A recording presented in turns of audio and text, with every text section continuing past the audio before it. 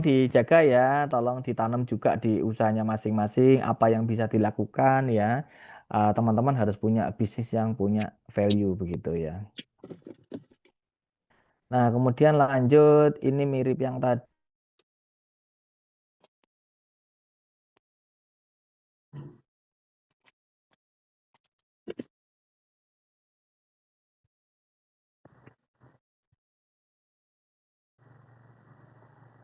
Nah, sudah muncul ininya, teman-teman.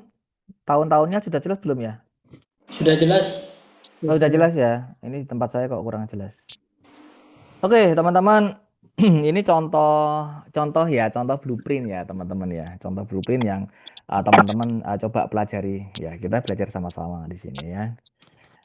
Kenapa kok blueprint itu sangat penting? Ini contoh roadmap-nya PLN Maluku ya, dari tahun 2015 sampai tahun 2020 ya. Coba perhatikan garis kuningnya, teman-teman ya. Satu hal yang menarik. Mereka tidak bilang kita mau Maluku terang besok pagi. Mereka nggak bilang itu, teman-teman. Karena itu nggak mungkin bisa. Ya, itu pentingnya blueprint. Karena target yang besar itu tidak bisa kita capai sekaligus dan waktu yang pendek. Ya, tapi harus bertahap dan punya mimpi. Mimpinya juga ditulis di tahun 2020.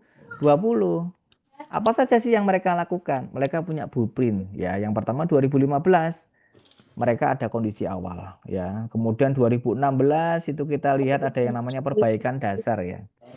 Kemudian 2017 ini ternyata ada disabilitasi ya. Lebih stabil ya mereka ya. Kemudian 2018 ternyata ada peningkatan ya misalkan ya. Kemudian 2019 ada pemantapan dan ternyata di 2020 itu Maluku menjadi terang ya. Dan setiap tahun itu ada indikatornya, teman-teman, yang naik sedikit demi sedikit. Ya, satu demi satu diperbaiki, satu demi satu dibangun. Nah, inilah kekuatan blueprint, teman-teman. Jadi walaupun teman-teman punya blueprint 20 tahun lagi, tolong teman-teman juga punya blueprint tahun depan. Itulah kenapa harus ada yang namanya rapat kerja akhir akhir tahun ya. Nah, sekarang pertanyaannya ya untuk kita nih sebagai pengusaha ya, teman-teman. Kira-kira bisnis kita itu punya roadmap yang seperti ini apa tidak? Ya, tolong di komen. Boleh jujur nggak apa-apa kok ya. Atau kita hanya sibuk nih dari hari ke hari tanpa arah yang jelas. Tanpa arah tahunan. Sudah sibuk terus ya. Tapi nggak pernah istirahat ya. Daily activity-nya jalan terus nggak pernah istirahat. Bahasa sekarang itu banyak ya. Ada yang break, ada yang pit stop ya. Karena kita memang butuh istirahat untuk setting itu, teman-teman. Jangan hanya kerja terus-terusan ya. Habis kita istirahat, break, pit stop, kita boleh kok lari lagi. Tapi jangan lari terus, nanti capek kita lupa nggak istirahat ya gitu.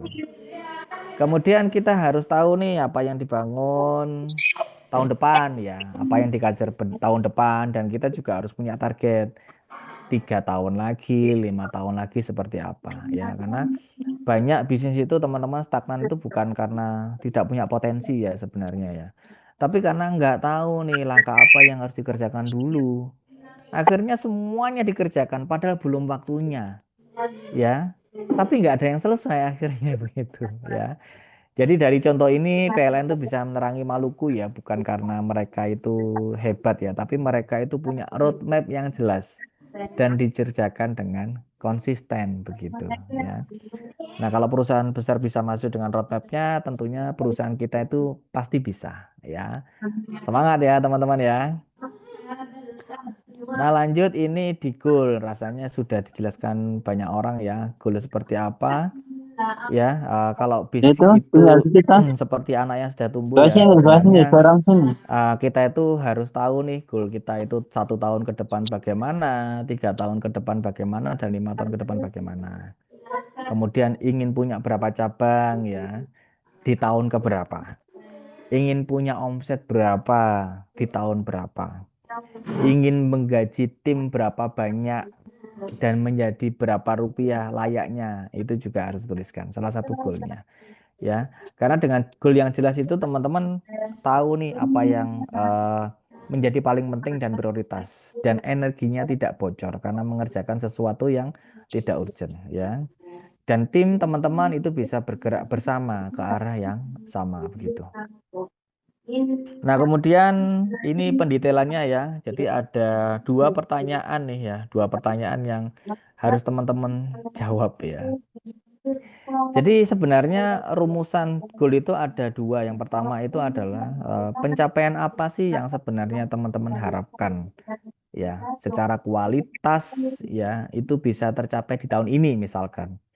Nah, kalau ngomongin kualitas berarti kita nggak berbicara omset ya teman-teman ya, tapi kita berbicara tentang kualitas atau mutu ya, kualitasnya pelayanan, kualitasnya tim, kualitasnya produk ya, kualitasnya sistem ya, kemudian kualitas cara kerja dari tim teman-teman sendiri ya, melayani customer ya, begitu. Jadi bisnis itu bisa jadi stuck bukan karena kurangnya pelanggan ya, bisa jadi ya karena kualitas internalnya yang tidak naik ya, dan kualitasnya tidak pernah naik begitu ya. Timnya dibiarkan tanpa teman-teman itu tahu gap kompetensi. Nah, ini penting. Teman-teman berharap salesnya masuk, kayak kemudian punya sales lapangan, tapi tidak tahu untuk menjadi salesman lapangan yang hebat itu harus punya kompetensi apa saja. Masih enggak? Dari situ teman-teman nggak tahu juga nih, misalkan sekarang dia punya kompetensi apa, akhirnya nggak tahu gapnya. Tapi kalau teman-teman tahu gapnya, teman-teman pasti tahu saya harus training apa nih ke dia biar omsetnya masuk. Itu contohnya. Dan yang kedua adalah berapa banyak cash yang teman-teman ingin hasilkan dari usaha ini ya tahun ini begitu ya. Dan ini saya sampaikan ya teman-teman ya, bisnis itu sebenarnya boleh kok idealis ya. Tapi harus realistis ya teman-teman. Karena apa? Karena kita punya keluarga ya, kita punya kebutuhan, kita punya target hidup sendiri-sendiri. Maka penting sebenarnya kita tuh menetapkan angka cash yang ingin dicapai ya. Dan pasti masing-masing berbeda. Supaya langkah-langkah itu kita jelas ya, tahun depan kita pengen punya uang berapa. Karena angka itu bisa diukur teman-teman, nggak buat gaya-gayaan ya. Bulan ini sudah on track atau belum misalkan. Kita bisa ngukur ya, strategi ini efektif atau tidak ya. Tim kita sudah bergerak dengan baik atau masih jalan di tempat. Kita juga akan paham ya. Nah, jadi dari dua pertanyaan ini teman-teman ya, teman-teman nanti kalau bisa menjawab, nanti insya Allah bisnis teman-teman akan punya arah yang jauh lebih jelas ya, begitu. Lanjut ini contoh ya, contoh ternyata ada target nih ya, cash tahun ini misalkan target kita 1,2 miliar misalkan. Ya, ini contoh ya. Ini harus berupa angka ya teman-teman ya, karena kalau dari sini kan kita ketahuan ya sederhananya ini per bulannya butuh uang 100 juta berarti cashnya ya. Kemudian nanti kita akan lihat sebenarnya kalau sudah jelas angkanya ya, produknya yang harus dikeluarkan itu berapa ya, kemudian butuh pelanggan itu berapa, akhirnya kita tahu basket size-nya itu berapa, kemudian kita juga harus tahu nih untuk mencapai itu berapa tim yang bergerak ya begitu. Waduh ribet banget ya. Nah teman-teman kalau nggak punya angka ini ya itu banyak orang yang biasanya begini ditanyain, iya Pak saya ingin naik kelas, ingin omsetnya naik gitu ya. Tapi nggak pernah tahu nih naiknya berapa. Ya makanya berapanya ini teman-teman harus punya. Ini mumpung momen akhir tahun, teman-teman harus punya settingan nih ya. Tahun depan pengen omsetnya berapa. Kalau bisa tidak terlalu muluk-muluk, yang penting achievable. Ya, begitu. Ya, contoh ini ya, kita akan coba ini perhitungan terbalik ya. Pertama, semua berasal dari aset ya teman-teman ya. Aset ini kita kelola, aset ini banyak ya. Jadi bisa stok ya, kemudian bisa alat kerja, bisa SDM, bisa waktunya teman-teman, atau bahkan jaringannya teman-teman, itu aset teman-teman. Nah, aset yang kuat dari teman-teman nanti akan menghasilkan sales ya, atau penjualan, atau revenue ya. Tapi sales itu tidak mungkin terjadi kalau asetnya lemah ya. Makanya UMKM itu yang sering berhenti itu bisa jadi asetnya kecil, tapi berharap omsetnya banyak. Yang banyak keliru itu adalah mengira aset itu hanya uang, bukan. Jeff. Aset itu ya terutama jaringan, teman-teman.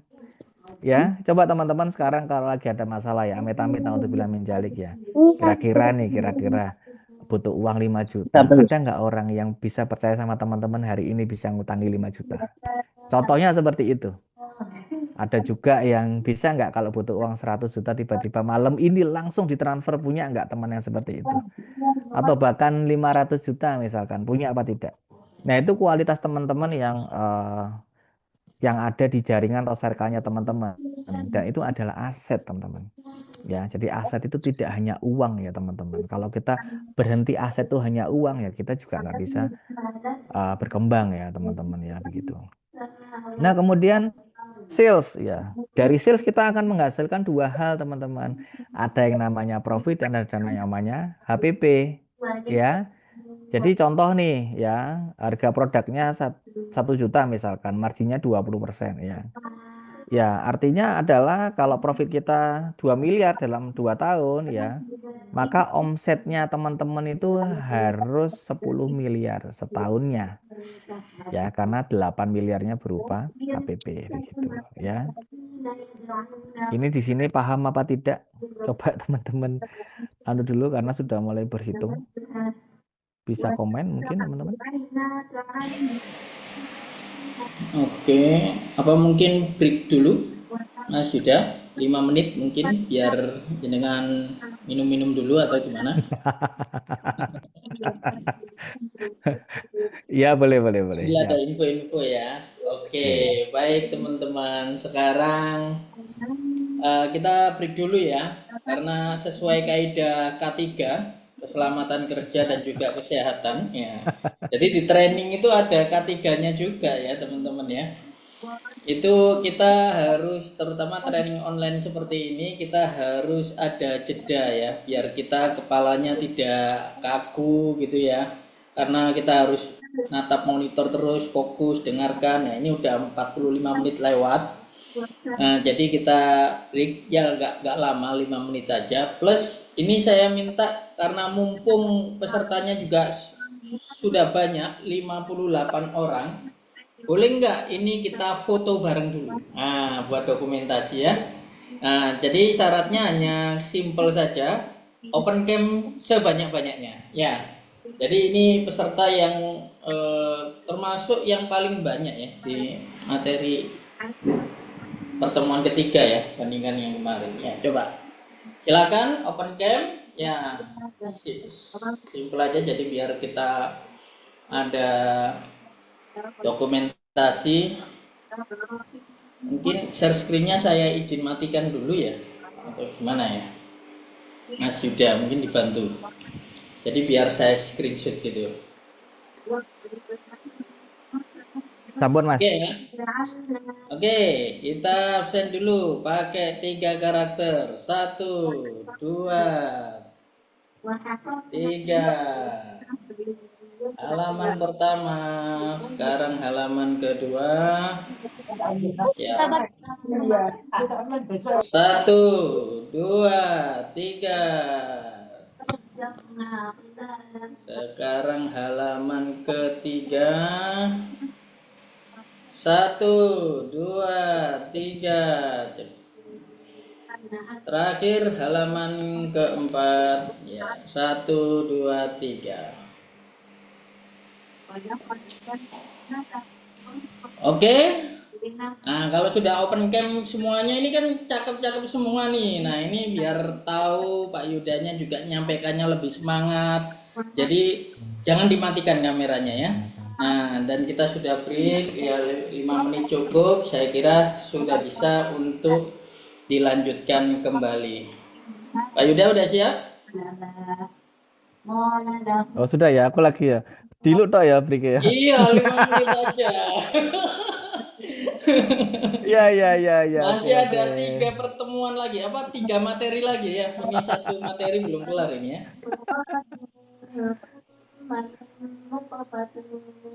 Nanti di akhir nggak tahu ini selesai apa tidak. Tolong ditanyain ya, Mas Arvin. Kita mau lanjut Siap. besok atau kapan ya.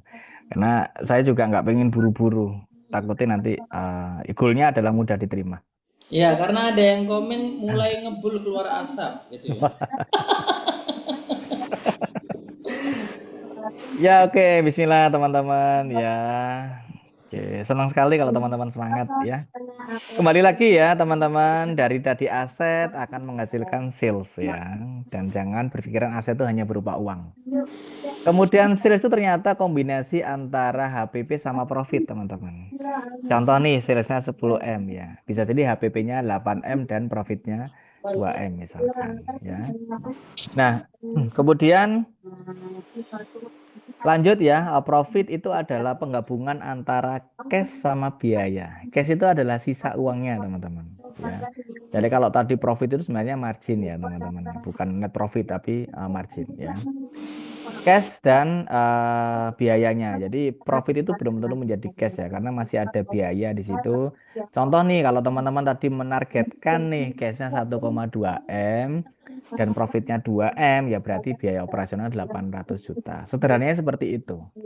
Jadi total profit yang harus dihasilkan itu adalah 2M, karena pengennya kita itu nanti punya uang cash 1,2M dan biayanya 800 juta begitu. Jadi muncul angka 1,2M ya. Jadi kalau langkah 1 sampai 3 itu sudah benar, insya Allah cash 1,2M tahun depan itu terrealisasi teman-teman begitu ya. Jadi bisnis itu bukan soal saya ingin mempunyai penghasilan 100 juta per bulan nih, bukan seperti itu teman-teman. Tapi harus punya logika berpikir ya, asetnya cukup atau tidak untuk mencapai itu. Ya, kemudian yang kedua adalah omsetnya logis atau tidak. Ya, kalau saya pengen 1,2M, kira-kira saya bisa nggak omset 10M? Misalkan seperti itu. Itu logis apa tidak? Nah, kemudian dari sini juga akan kita lihat biayanya kita itu sehat apa tidak. Biaya yang 800 juta itu. Dan yang terakhir itu adalah marginnya ini kuat atau tidak. Ya, karena kalau kita tahu rumus ini teman-teman, nah kita tidak akan nebak-nebak nih. Nebak-nebak omset ya. Dan ini menjadi Belum. sangat realistis ya Ini begitu. dicasin dulu. Lanjut. Chargerannya mana ya, Mbak?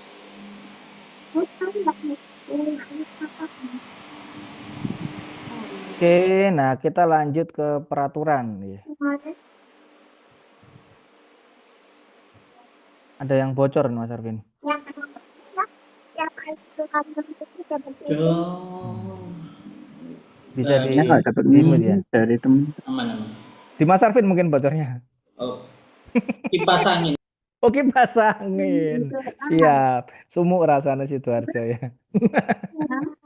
Ngerti ya.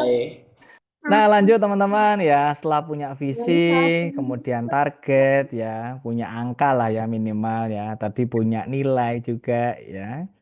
Kita coba masuk ke peraturan teman-teman ya. Nah, peraturan ini penting teman-teman ya. Dan ini mudah sebenarnya ya, mudah.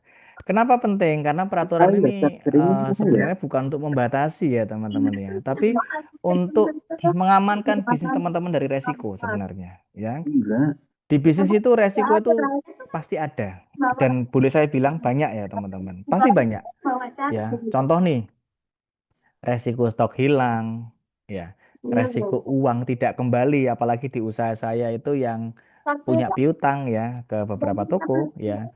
Kemudian resiko keluar itu pegawai itu keluar seenaknya sendiri ya. Kemudian resiko kualitasnya turun ya. Kemudian resiko salah keputusan ya. Jadi hampir semua resiko itu sebenarnya bisa kita kendalikan teman-teman. Kalau kita punya aturan yang jelas ya.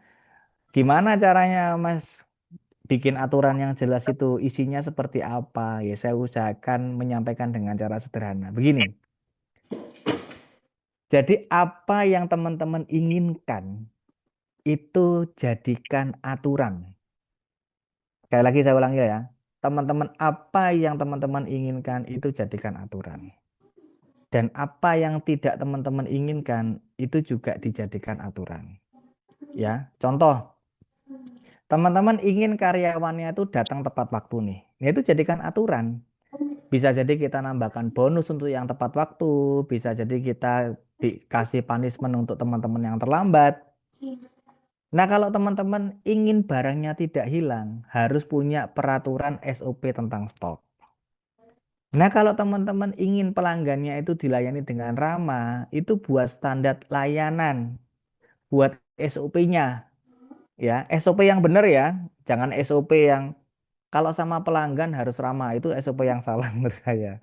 Karena SOP yang ramah itu adalah senyum 1 senti ke kiri ya, 1 senti ke kanan selama 5 detik ya. 10 menit juga nggak apa-apa kalau kuat ya. Karena kalau kita senyum ya, senyum sebentar 1 kanan 1 kiri, tapi 1 detik itu kan juga percuma juga nggak ramah ya. Itu salah satu bentuk SOP ya begitu. Nah, kalau teman-teman tidak ingin piutangnya mandek, ya teman-teman harus bikin aturan di situ. Syarat pembayarannya bagaimana? Ini udah Apakah sampai perlu situ ya? ini dibuatkan single bill atau single nota? Itu juga boleh. Ya, jadi peraturan itu sebenarnya bukan galak ya, tapi peraturan itu justru yang membentuk apa ya?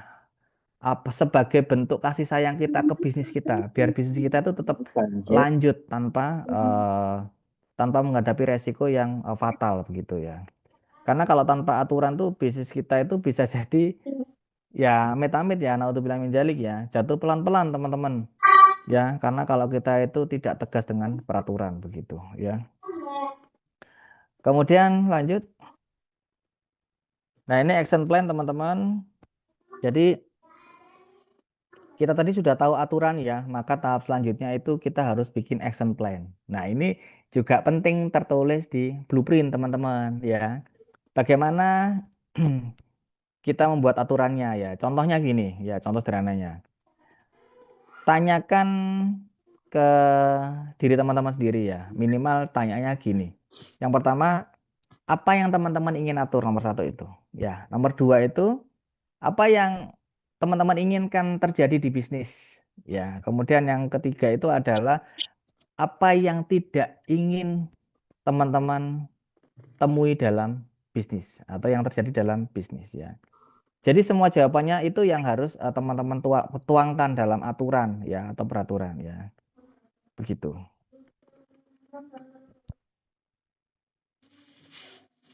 Lanjut action plan ini apa yang tadi teman-teman sudah eksekusi ya, teman-teman nanti harus tuliskan ya apa yang sebenarnya teman-teman sudah tahu ya. Kemudian yang ini hubungannya sama yang tadi, yang aturan ya. Teman-teman kalau sudah tahu apa yang diinginkan dan apa yang tidak diinginkan, tolong teman-teman segera action untuk menuliskannya begitu ya. Jadi yang menjadi sering saya temui ya, apa-apa yang kita inginkan, apa-apa yang tidak kita inginkan, itu bisa jadi hanya terfikirkan di sini, teman-teman. Termasuk SOP ya, termasuk peraturan budaya itu adanya di sini. Padahal kita di sini itu juga memorinya terbatas ya gitu. Tapi kalau kita itu nyicil ya nyicil peraturan ada di sini, kemudian di copy paste ke tulisan. Nilai-nilai ada di sini, copy paste ke tulisan. SOP itu juga ada di sini, ditulis di tulisan ya. Itu dicicil teman-teman. Jangan sampai nanti ada omongan ya, sambel kalau nggak pakai tangan saya nggak enak ini, nah gitu ya. Pernah dengar seperti itu mungkin teman-teman ya. Itu bisa jadi karena SOP-nya masih di sini, tidak ditulis ya begitu ya. Nah, lanjut teman-teman. Jangan lupa tadi itu action plan maksudnya adalah apa-apa yang sudah teman-teman itu pikirkan harus dituliskan dalam kertas ya. Nah, ini masuk ke slide yang baru. Ini mau naik. Ya, naik. Design your success ya. Jadi sukses itu sebenarnya nggak datang tiba-tiba ya teman-teman ya. Bukan menunggu hoki juga ya. Kemudian sukses itu juga bukan menunggu keadaan membaik ya. Nanti dulu bukan. Tapi sukses itu dirancang, teman-teman. Ya. Kalau kita tidak mendesain hidup kita, teman-teman, maka kita yang akan menjalani desain hidupnya orang lain. Ya. Jadi kalau kita tidak mendesain hidup kita, kita yang akan menjalani desain hidupnya orang lain. Ya. Dan itu yang terjadi pada banyak pebisnis kecil, teman-teman. Ya, insya Allah tidak ada di sini. Ya. ikut arus pasar ya, kemudian ikut arusnya kompetitor, ikut arus keadaan ya, lihat kanan kiri, kemudian ikut arus, nggak fokus sama bisnisnya ya. Padahal bisnis itu harus seperti gambar ini teman-teman ya. Ada garisnya, ada titiknya, kemudian ada tahapannya, ada yang menggambar, ada yang menghubungkan titiknya. Teman-teman sendiri yang memutuskan juga ya. Mau kapan naik level, mau omset berapa, mau timnya seperti apa, mau hidup seperti apa, dan mau berkontribusi seperti apa ya. Dan yang menarik teman-teman, begitu teman-teman punya desain, insya Allah Allah membukakan jalan yang sebelumnya tidak pernah terlihat ya. Insya Allah seperti itu teman-teman.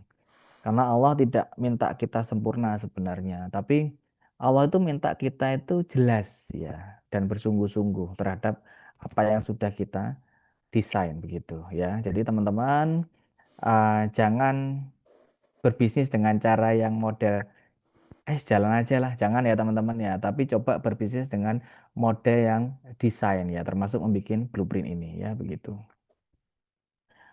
Nah ini ada quote dari guru kita semua ya. Impian boleh tidak masuk akal ya, selama caranya masuk akal begitu. Ini kalimat sederhana teman-teman, tapi kalau kita pahami dalam-dalam ya, ya kita itu bisa merubah arah hidup kita dan bisnis kita sebenarnya. Kenapa? Karena impian itu memang tugasnya tinggi teman-teman. Ini ini yang saya rasakan ya teman-teman ya. Mimpi itu tugasnya tinggi dan impian itu memang tugasnya besar teman-teman. Dan teman-teman lihat ya. Kalau teman-teman punya mimpi yang membuat hatinya bergetar, itu beneran mimpi, teman-teman. Tapi kalau mimpinya tidak bisa membuat teman-teman hatinya bergetar, itu berarti belum menjadi mimpi. Tapi yang harus masuk akal itu adalah caranya, rencananya, dan langkah-langkahnya, teman-teman. Mau omset besar itu boleh, ya. Kemudian mau buka cabang itu boleh. Mau hidup yang lebih layak itu juga boleh, sangat boleh. Mau membesarkan perusahaan itu juga sangat boleh. Yang penting adalah cara mencapainya itu harus realistis, harus terstruktur, dan bisa dijalankan. Jadi jangan pernah turunkan impian ya teman-teman ya. Tapi teman-teman harus memperbaiki caranya dan memperbaiki jalannya. Dan di situ kita coba belajar ya. Orang sukses itu bukan karena impiannya kecil ya teman-teman ya. Tapi karena langkahnya jelas dan konsisten teman-teman begitu. Oke, lanjut. Ya ini reality ya teman-teman. Tadi ini mirip sama yang grow tadi ya. Karena goal itu yang tadi kita bahas ini mirip ya. Ini reality ya. Jadi jujur melihat reality kondisi bisnis yang saat ini ada ya. Kalau tadi goal itu membahas kita ingin kemana, reality ini bisa berbicara kita sedang berada di fase yang mana ya. Kemudian teman-teman juga di reality ini juga sebagai bentuk introspeksi ya teman-teman ya, refleksi apakah omset hari ini itu sudah mendekati target, apakah kualitas kerja teman-teman sudah punya harapan ya, apakah sistem sudah berjalan rapi dan tidak ada yang bolong sama sekali atau potensi fraud, apakah cash flow itu aman atau sering bocor, teman-teman punya apa tidak, kalau enggak punya diperbaiki ya. Ini saya contohkan di tempat saya itu ada yang namanya target harian. Jadi ada target bulanan ya, kemudian dibagi hari kerja akan menjadi target harian teman-teman. Dan setiap hari, setiap sore pulang kerja itu saya tahu nih, oh hari ini on track apa tidak. Nah setiap kali tidak on track dan menciptakan gap, besok pagi-pagi saya minta apa namanya supervisor untuk menyampaikan ada masalah apa begitu. Nah teman-teman minimal harus punya itu karena target omset itu adalah yang paling dasar menurut saya ya. Jadi teman-teman kalau belum punya itu harus sudah mulai disiapkan ya. Begitu. Lanjut karena mirip yang tadi. Nah ini definisi bisnis ya. Definisi bisnis mungkin teman-teman yang sudah ikut BRM sudah paham ya. Nah ini coba saya jelaskan sedikit ya. understanding bisnis ya. Jadi coba nih teman-teman harus paham ya. Teman-teman ini sekarang jual apa ya. Kemudian biasanya orang menjawab, saya jual pakaian, saya jual lampu ya, saya jual makanan, minuman, jasa misalkan ya. Padahal itu hanya produk teman-teman, itu bukan bisnisnya ya. Kemudian kalau ada pertanyaan siapa pelanggannya, kalau ada yang menjawab semua orang, itu berarti tandanya dia belum bisa memahami bisnisnya begitu ya. Nah kemudian kalau ada yang tanya nih masalah apa yang pengen teman-teman selesaikan, nah ini yang sering tidak bisa dijawab. Nah kalau kita tidak paham di situ, maka kita tidak bisa memahami bisnis kita dan kita tidak bisa mendefend ya atau menunjukkan definisi bisnisnya kita ya. Jadi bisnis itu bisa jadi gagal biasanya memiliki pola yang sama teman-teman. Pemiliknya tidak memahami hal yang paling mendasar dari bisnisnya sendiri. Ya makanya hari ini setelah malam ini teman-teman harus tahu baik yang sudah ikut BRM atau belum ya. Jadi bukan tentang apa yang teman-teman jual ya, tapi sebenarnya bisnis teman-teman itu kita pengen punya nilai ya. Nilainya apa? Nilainya adalah masalah apa yang ingin teman-teman selesaikan dan kenapa pelanggan harus memilih bisnisnya teman-teman begitu ya. Kemudian lanjut, ini slide ke berapa ini ya? Slide ke Masya Allah 32 ya, tabarakallah.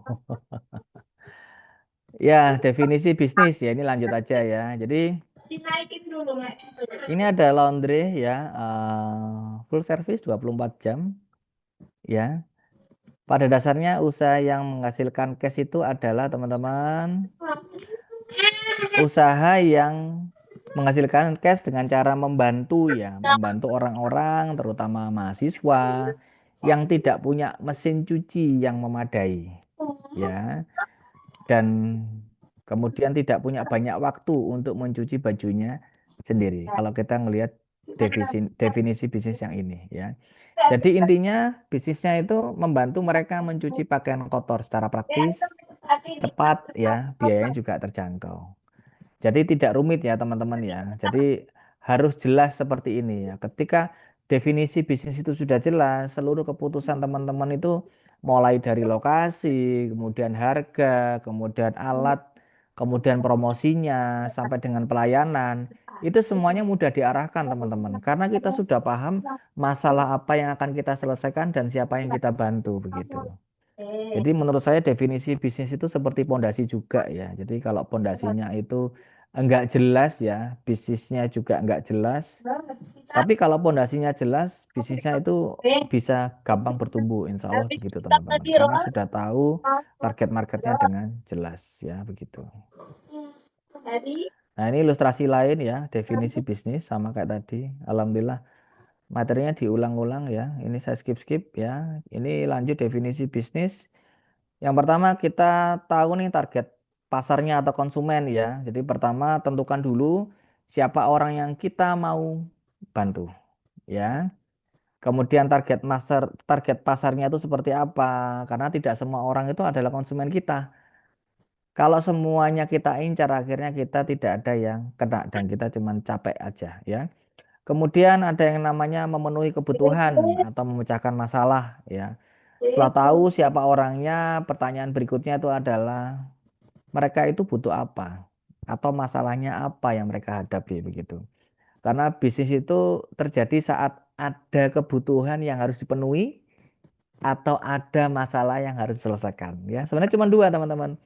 Ada kebutuhan yang harus dipenuhi dan ada masalah yang harus diselesaikan ya. Kemudian kita coba ke nilai tambah ya. Nilai tambah itu adalah tugasnya memberikan nilai tambah. Contohnya bukan sekedar jualan barang ya, tapi bisa jadi kita jualan value, membuat lebih cepat ya, lebih praktis, lebih murah, lebih nyaman, lebih aman, lebih berkualitas, lebih terpercaya ya. Bisa jadi kita juga setting nilai tambah itu spiritual, fungsional ya, bisa jadi emosional, sosial ya, kemudian dan lain-lain. Nilai tambah itu bisa di setting nanti kalau teman-teman ikut BRM ya. Kemudian ada yang namanya peluang permintaan ya. Kalau kebutuhan itu ketemu solusi ya, terbentuklah permintaan ya teman-teman. Tapi saat permintaan muncul, akhirnya menjadi uang masuk di kantongnya kita ya. Jadi tugas kita itu tinggal memperbanyak orang yang butuh, memperbanyak orang yang sadar dia butuh itu, dan memperbanyak orang yang merasa produk kita itu paling tepat ya. Jadi kesimpulannya bisnis itu tidak dimulai dari produk ya teman-teman ya, tapi dimulai dari masalah ya. Siapa yang teman-teman bantu, apa yang mereka butuhkan, apa masalah mereka, dan apa nilai tambah teman-teman yang bisa lebih bagus daripada kompetitor ya, begitu. Nah, kemudian kita lanjut ke sini melihat peluang ya. Coba kita lihat nih mulai satu kampus ya di Malang ya. Kita mulai contoh dari paling sederhana ya, Brawijaya misalkan ada jumlah mahasiswa itu perangkatan kira-kira 15.000 nih ya. Kemudian kita coba hitung nih potensi perputaran uang bagaimana. Ini pelan-pelan aja ya karena mulai berhitung ya. Kita asumsi ya ringan, mahasiswa itu punya kebutuhan minimal ya, misalkan 600.000 per bulan. Itu untuk semuanya, untuk laundry, untuk kebutuhan bulanan, dan untuk kebersihan misalkan.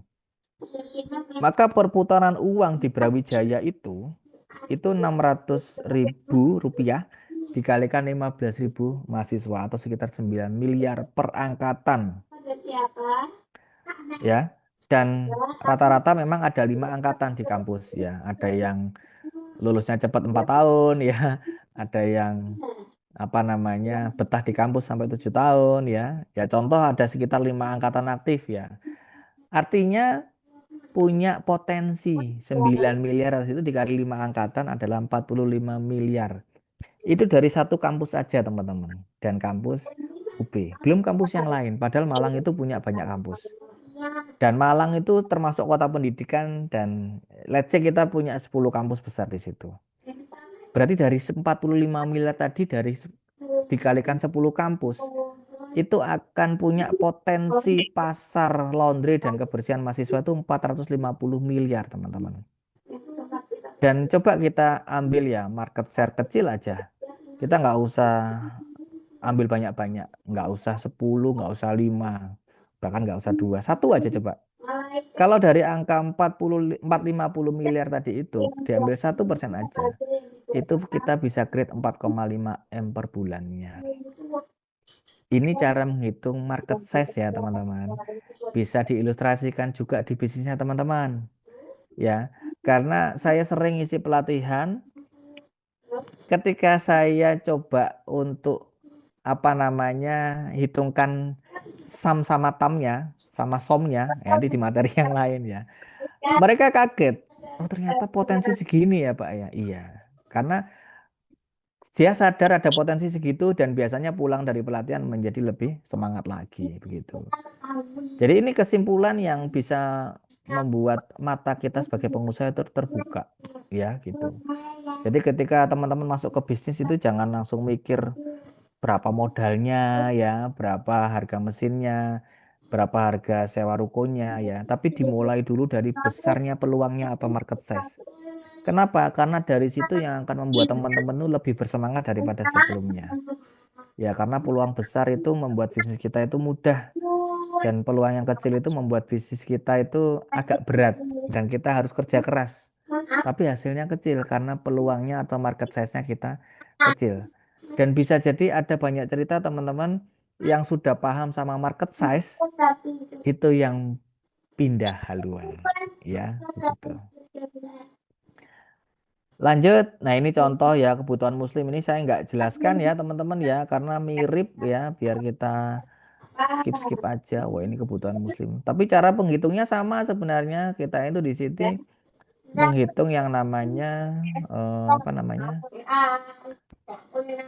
menghitung yang namanya market size ya begitu. Tapi ini saya coba klik ini definisi sudah. Ya. Sumber masukan. Saya mau membahas ini. Ini Mas Arvin sampai jam berapa kira-kira? Terus teman-teman ini kira-kira kuat apa tidak? Saya kembalikan dulu nanti kesepakatan sampai jam berapa. Oke, Pak Yuda. Jadi tadi sesuai dengan rundown ya yang diberikan oleh panitia, itu rundownnya sampai jam setengah 10, Mas. Oke, lanjut ya. Ada temen setengah 10 itu sudah clear ya, tapi kalau secara materi itu di pemaparannya di jam 9 lebih 5 karena nanti ada closing statement juga dari pemateri. Gitu, Mas. Oke, sambil teman-teman ditanyain ya, ini mau dilanjut atau maksudnya dilanjut itu besok atau bagaimana sambil nanti kita cocok-cocokkan jadwal ya. Oke, ini sementara dilanjut dulu karena masih ada waktu kurang lebih 15 menit. Ya, 15 menit untuk pemaparan materinya. Oke, siap. Nah, kita masuk ke materi selanjutnya teman-teman. Ini sumber pemasukan ya. Atau bahasa sederhananya itu adalah uang masuk itu ke tempat teman-teman itu masuknya dari siapa? Ya, dan dari mana ya. Karena banyak teman-teman itu yang apa ya, kalau saya bilang itu tidak maksimal ya, bukan karena nggak punya produk yang bagus ya, tapi karena nggak paham ya bagaimana uang itu sebenarnya mengalir ke bisnisnya itu lewat jalur mana saja. Ya, sumber-sumber pemasukan itu teman-teman juga harus atur nih di bisnisnya. Karena bisa jadi kita hanya fokus di satu sumber pemasukan, tapi ternyata banyak sumber pemasukan lain yang kita nggak concern ke situ, begitu. Ya. Jadi sekarang saya mau tanya nih, selama ini teman-teman itu dapat sumber pemasukan dari mana saja? Ya, kalau bisa jangan dari satu sumber ya teman-teman ya. Tapi tolong dicari sumber-sumber yang lain itu yang belum bisa dimaksimalkan begitu ya. Karena pemasukan itu seperti keran air ya teman-teman ya. Semakin banyak kerannya, semakin besar aliran uangnya. Kalau kerannya cuma satu dan kerannya itu seret atau macet, otomatis bisnis kita itu juga ikut imbasnya teman-teman. Dan ini itu terjadi banyak sekali contoh ketika COVID kemarin. Teman-teman yang berhasil survive itu biasanya teman-teman yang punya banyak sumber pendapatan. Tapi kalau sumber pendapatannya cuma satu, itu bisa jadi ngefeknya di situ. Ya, jadi teman-teman tolong di bukunya ditulis ya. Kira-kira nih sumber pendapatan bisnisnya ini apa? Coba ditambahkan satu aja dulu. Besok bisa ditambahkan sumber pendapatan yang lain, begitu ya. Contoh nih sederhana ya, misalkan nih teman-teman punya laundry. Karena saya juga punya laundry istri saya ya. Misalkan sumber pendapatannya biasanya dari cuci kiloan misalkan ya, kemudian cuci satuan, kemudian setrika aja, layanan ekspres ya, kemudian antar jemput ya. Kemudian ada yang paket langganan bulanan ya, kerjasama dengan kos-kosan ya, begitu. Kemudian bisa juga kerja sama dengan perusahaan ya, seragamnya perusahaan ya. Bisa jadi juga punya sumber pendapatan itu B2B, kita mengerjakan karpet dari laundry-laundry yang tidak punya mesin cuci karpet. Nah, misalkan seperti itu. Jadi semakin banyak sumber pendapatan dengan kita seriusin ya, itu semakin banyak keran untuk kita ya teman-teman ya, begitu. Nah, ini mirip ini sama seperti yang tadi saya sampaikan ya. Coba teman-teman membayangkan apa yang kira-kira nih uang yang mengalir di tempatnya teman-teman ya, begitu. Lanjut sampai sini. Nah, ini pondasi. Oke, ini saya akan bahas ya. Nah, sekarang coba bayangkan ya, bisnis itu seperti rumah ini ya, teman-teman ya. Ini sebuah rumah yang berdiri kokoh ya. Karena dia punya 3 bagian penting ya. 3 bagiannya itu adalah pondasi ya, kemudian tiang-tiangnya ya, kemudian atapnya ya, gitu. Nah, kemudian yang pertama adalah pondasi bisnis ya. Ini hal yang paling dasar dan harus kuat, teman-teman. Ya, pondasi ini itu adalah dasar bisnisnya teman-teman. Ya, di sini ada hal-hal yang seperti kalau dalam bisnis di pondasi itu saya lihatnya ada di mindset, teman-teman. Kemudian cara teman-teman berpikir tentang uang, tentang aset tadi juga salah satu mindset, teman-teman. Kalau mindsetnya salah, aset adalah uang, itu nggak bisa berkembang juga. Mindsetnya salah. Ya, kemudian cara teman-teman mengambil keputusan itu juga salah satu pondasi. Etika bisnis, ya, pembayaran ke supplier ditunda apa tidak, ya. Saya pernah mendengar cerita di Wardah itu luar biasa. Sebelum supplier jatuh tempo itu dia sudah bayar. Itu masalah etika dan itu benar-benar pondasi, teman-teman. Kemudian salah satu mindset atau pondasi itu juga sistem sederhana yang teman-teman bangun, ya. Nah, kalau pondasi ini rapuh, bisnisnya itu juga bisa gampang roboh, teman-teman. Meskipun jualannya rame, ya, karena banyak kebocoran, ya. Kemudian kita ilustrasikan nih tiang-tiang bisnis itu sebagai sumber pemasukan, ya. Ini yang bisa menahan, ya, agar rumah bisnisnya teman-teman itu bisa berdiri dan tumbuh. Jadi sumber pemasukan ini itu bisa berupa apa saja, ya, produk yang teman-teman jual misalkan, ya. Kemudian jasa yang teman-teman berikan, kemudian paket atau varian, ya, bagaimana caranya repeat order, banyak hal, ya. Bisa jadi juga kolaborasi, reseller, distribusi, ya, dan beberapa peluang baru yang teman-teman bisa ciptakan, ya. Jadi semakin banyak tiang yang kuat, maka semakin aman dan stabil di bisnis kita, begitu. Jadi masalah UMKM itu biasanya banyak terjadi karena tiangnya cuma satu, teman-teman. Ya, jadi kalau satu tiang itu retak, maka goyang dan panik, ya, begitu. Dan yang ketiga itu ada yang namanya atap bisnis. Nah, ini beban atau pengeluaran, ya. Karena ada genteng yang ringan dan ada genteng yang berat banget, ya. Jadi bagian atas ini adalah beban pengeluaran, ya, teman-teman. Pengeluaran itu selalu ada dan selalu tumbuh, teman-teman, ya, terutama di gaji yang selalu naik setiap tahun, ya. Sewa itu bisa jadi juga naik, ya. Listrik itu ya Masya Allah, ya. Kemudian inventaris, operasional, BBM, ya. Kemudian bahan baku dan lain-lain juga naik bisa jadi, ya. Tapi ini harus ditopang, teman-teman. Walaupun naik, walaupun berat, tapi kalau kita punya tiang sumber pendapatan yang bagus tadi itu, insya Allah beban itu masih aman dan tidak akan merusak bisnisnya, teman-teman, begitu, ya. Jadi teman-teman, bisnis itu bukan tentang seberapa keras, ya, teman-teman bekerja, ya, atau bertahan, ya. Tapi bisnis itu tentang bagaimana teman-teman itu membangun rumah yang kokoh, ya, begitu. Jadi perkuat pondasinya, perkuat tiangnya, agar atapnya itu menjadi seimbang. Karena kita, ya, terus terang, ya, kita tidak bisa menahan yang namanya atap atau biaya apapun tahun depan itu bakalan turun atau sama. Itu bisa jadi naik. Nah, apa yang kita lakukan? Perbaiki pondasi atau mindsetnya. Sambil jalan, kalau mindset pondasinya kita bagus, kita insya Allah itu mudah mendapatkan sumber pendapatan dari tiang-tiang tadi itu, ya, gitu. Kemudian lanjut, teman-teman. Nah, ini sumber pendapatan pilar bisnis mirip sebenarnya. Saya lanjut ke sini, ya. Nah, ini kita masuk ke target pasar, ya, siapa yang teman-teman bantu. Jadi di sini kita harus sadar, ya, siapa yang sebenarnya akan dibantu oleh teman-teman dan fokus, ya.